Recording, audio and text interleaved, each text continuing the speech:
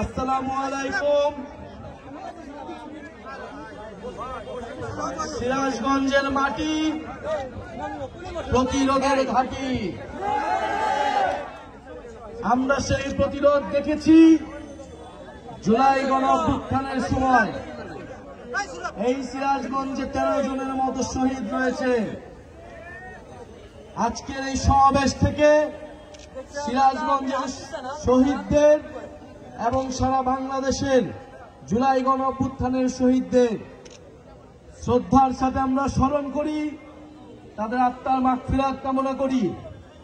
যারা শহীদ পরিবার রয়েছেন, আহত যোদ্ধারা রয়েছেন, তাদের প্রতি আমাদের অকণ্ঠ সহানুভূতি, সম্মান এবং শ্রদ্ধা জানাচ্ছি।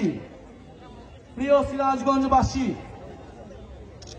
জুলাই গণঅভ্যুত্থানের 1 বছর পূর্তিতে আমরা এসেছি আজকে সিরাজগঞ্জে।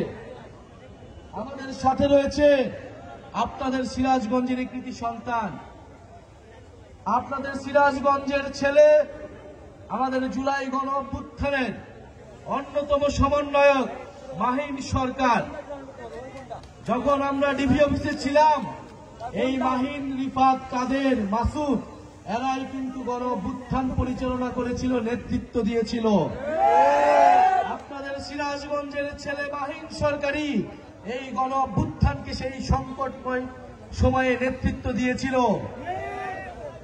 আমাদের সাথে আজকে আরো রয়েছেন এই সিরাজগঞ্জের সন্তান, ঢাকা বিশ্ববিদ্যালয়ের মেধাবী শিক্ষার্থী সাইফ মোস্তাফিজ, যিনি জাতীয় নাগরিক কমিটির শুরু থেকে আজকে পর্যন্ত অক্লান্ত পরিশ্রম করে আমাদের এই পার্টিকে দাঁড়া করাচ্ছেন। আমাদের সাথে আরো উপস্থিত রয়েছেন দুতি অরণ্য চৌধুরী, যিনি ঢাকা বিশ্ববিদ্যালয়ের সুফিয়া কামাল হলের হল সংসদের নির্বাচিত নেত্রী ছিলেন, এখন জাতীয় নাগরিক পার্টির যুব সংগঠন জাতীয় যুব শক্তিকে সংগঠিত করছেন সারা দেশে। প্রিয় সিরাজগঞ্জবাসী,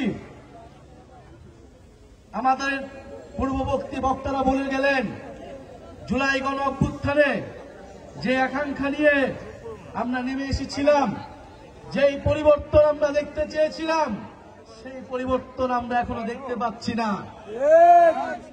বরং আমাদের সামান্য যে চাওয়া ছিল জুলাই ঘোষণাপত্র এবং জুলাই সনদ, সেটি নিয়েও টালবাহানা করা হচ্ছে। আপনাদের ক্যাপ্টেন হাসনাত আব্দুল্লাহ বলে গেলেন, এই যে মাফিয়া বসুন্ধরা গ্রুপ বাংলাদেশের মিডিয়া, রাজনীতি, অর্থনীতি সবকিছুকে নিয়ন্ত্রণ করেছে, জনগণকে জিম্মি করেছে, মানুষের টাকা লুট করেছে, ব্যাংকগুলোকে লুট করেছে। সেই বসুন্ধরা গ্রুপের আমরা বিচার চাই। এই বসুন্ধরা আসালাম, এই দুর্নীতিবাজ লুটেরা ব্যবসায়ীদের অবশ্যই বিচারের আওতায় আনতে হবে। এবং এখনো এই গণঅভ্যুত্থানের পরেও এই সকল মাফিয়া লুটেরা ব্যবসায়ীদের যারা রাজনৈতিক আশ্রয় দিচ্ছে, সমর্থন দিচ্ছে, তাদেরকেও প্রত্যাখ্যান করতে হবে। রাজনৈতিক সমর্থন ছাড়া এরা এখনো টিকে থাকার সুযোগ পেত না। এবং অন্তর্বর্তী সরকারকেও এই সকল মাফিয়া লুটেরাদের প্রতি কঠোর পদক্ষেপ গ্রহণ করতে হবে। যারা জনগণের টাকা লুট করেছে, যারা ব্যাংক লুট করেছে, গণঅভ্যুত্থানের পরেও তারা কিভাবে এখনো তাদের মিডিয়া কিভাবে জনগণের বিরুদ্ধে, গণঅভ্যুত্থানের বিরুদ্ধে কথা বলতে পারেন। প্রিয় সিরাজগঞ্জবাসী, এই জুলাই গণঅভ্যুত্থানের পরে আমরা বলেছিলাম যে একটি বৈষম্যহীন বাংলাদেশ আমরা করব। তরুণদের নেতৃত্বে একটি বাংলাদেশ তৈরি করার স্বপ্ন আমরা দেখি এখনো। আপনারা যারা মুরব্বীরা রয়েছেন, আপনারা যারা মা বোনেরা রয়েছেন, আপনাদের কাছে আমরা দোয়া চেতে এসেছি, সমর্থন চাইতে এসেছি। জুলাই গণঅভ্যুত্থানে শেখ হাসিনার জুলুম থেকে বাংলাদেশের মানুষকে মুক্তি দিতে আমরা কোনো আপোস করিনি। আমরা জীবনের সর্বোচ্চ ঝুঁকি নিয়ে মাঠে ছিলাম। আপনাদের সন্তানেরা মাঠে ছিল, পুলিশের বুলেটের সামনে বুক পেতে দাঁড়িয়েছিল। এখন আমরা যারা জীবিত আছি, আপনারা যারা জীবিত আছেন, আপনার আমার দায়িত্ব সেই সকল মানুষরা যারা শহীদ হয়েছে তাদের আকাঙ্ক্ষাকে বাস্তবায়ন করা, তাদেরকে সেই প্রকৃত মর্যাদাটা দেওয়া। প্রিয় সিরাজগঞ্জবাসী, আমরা বলবো ফ্যাসিবাদের সময়, শেখ হাসিনার সময় যে ভয়ের সংস্কৃতি তৈরি হয়েছিল, সেই ভয়ের সংস্কৃতির বিরুদ্ধে গিয়ে গণঅভ্যুত্থান তৈরি হয়েছে। যারা গণঅভ্যুত্থান করেছে এই প্রজন্ম কাউকে ভয় পায় না। যারা পুলিশের বুলেটের সামনে থেকে ফিরে এসেছে, যারা নির্ঘাত মৃত্যুর মুখ থেকে ফিরে এসেছে, তারা কাউকে ভয় করে না, তারা কাউকে পরোয়া করে না। সুতরাং সেই ভয়ের সংস্কৃতি যারা আবারও ফিরিয়ে আনতে চায়, তারা খুবই ভুল করছে, খুবই বোকামি করছে। আমাদের এই জুলাই পদযাত্রায় প্রত্যক্ষ এবং পরোক্ষভাবে বাধা দেওয়ার চেষ্টা করছে। এই আজকে সিরাজগঞ্জেও, আমাদের নাটোরেও এই পদযাত্রায় বিভিন্নভাবে বাধা দেওয়ার চেষ্টা করা হয়েছে। আমরা স্পষ্টভাবে বলতে চাই, কোনো বাধা দিয়ে, কোনো ধরনের বাধা বাংলাদেশের জনগণ, বাংলাদেশের তরুণ প্রজন্ম, জাতীয় নাগরিক পার্টির নেতা কর্মীরা মানবে না, মানবে না। আপনারা সাহস করুন, আমরা আপনার সাথে সম্পূর্ণভাবে থাকব। সিরাজগঞ্জ থেকেই ফ্যাসিবাদী ব্যবস্থা বিলোপের যে লড়াই, সেই লড়াইকে এগিয়ে নিয়ে যেতে হবে।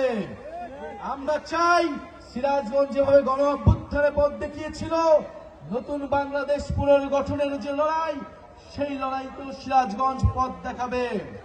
প্রিয় সিরাজগঞ্জবাসী, আপনাদের এলাকার সন্তানেরা সিরাজগঞ্জের বিভিন্ন সমস্যার কথা বললেন।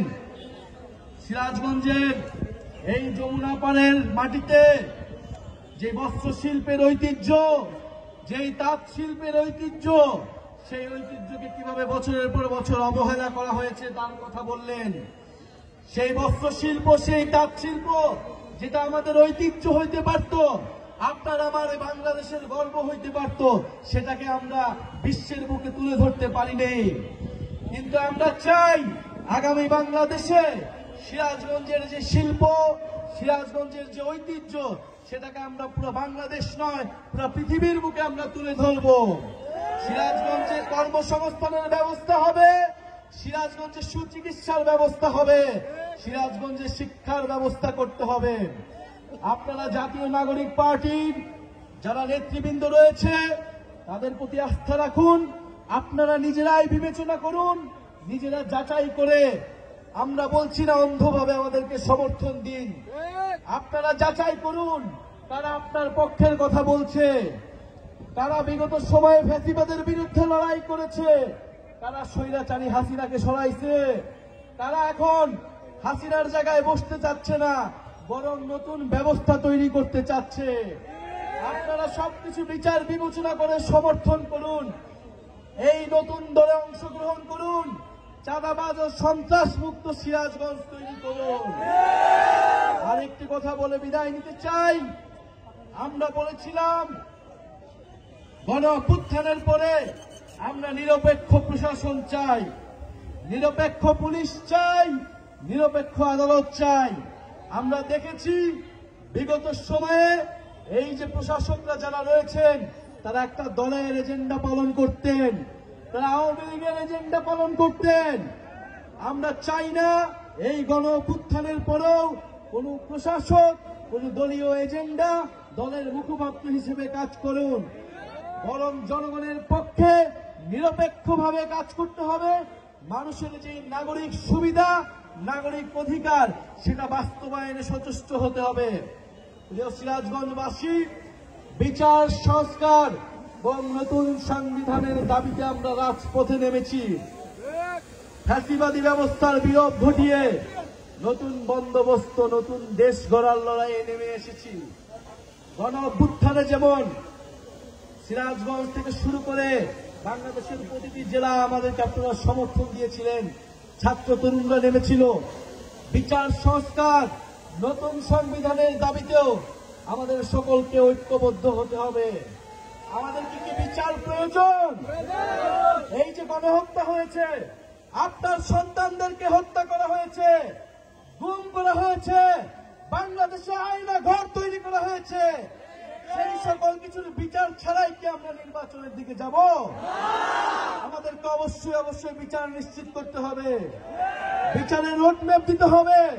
আমরা কিভাবে সেই শহীদ পরিবারের সামনে দাঁড়াবো, কিভাবে সেই সকল যোদ্ধা যারা গুলি খেয়েছে তাদের সামনে গিয়ে দাঁড়াবো? অবশ্যই বিচার লাগবে এবং লাগবে সংস্কার। আমরা পুরনো রাষ্ট্রে পুরনো দেশের সিস্টেমে ফেরত যেতে চাই না। সংস্কার লাগবে, সংস্কারের মাধ্যমে নতুন দেশ লাগবে, এমনও সংস্কার লাগবে যাতে বাংলাদেশে আর কেউ কখনো স্বৈরাচারী হতে পারে না।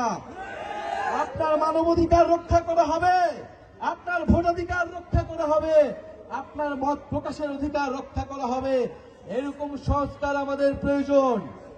আর দরকার একটি নতুন সংবিধান, সেই মুজিববাদী সংবিধান, সেই আওয়ামী লীগের সংবিধান, যেই সংবিধান গত 50 বছর ধরে বাংলাদেশের মানুষের অধিকার রক্ষা করেনি, বাংলাদেশের সমাজ রাষ্ট্রকে বিভাজিত করেছে, বাংলাদেশকে একটি অন্তর্ভুক্তিমূলক রাষ্ট্রে পরিণত করেনি। সেই সংবিধানের পরিবর্তন করে নতুন গণতান্ত্রিক সংবিধান লাগবে, যেখানে মুক্তিযুদ্ধ এবং গণ অভ্যুত্থান এবং আমাদের ব্রিটিশ বিরোধী 47-এর লড়াইয়ের আকাঙ্ক্ষার কথা থাকবে। প্রিয় সংগ্রামী বন্ধুগণ, জুলাই পদযাত্রা এগিয়ে চলবে। আপনারা জাতীয় নাগরিক পার্টিকে এই সিরাজগঞ্জের মাটিতে শক্তিশালী করুন। ইনশাল্লাহ আপনাদের যে কোনো সমস্যায় আমরা সাথে আছি। জাতীয় নাগরিক পার্টি দেশের মানুষের সাথে আছে। ইনকিলাব জিন্দাবাদ, এনসিপি জিন্দাবাদ, ক্ষমতা না জনতা, আপোষ না সংগ্রাম, গোলামি না আজাদি।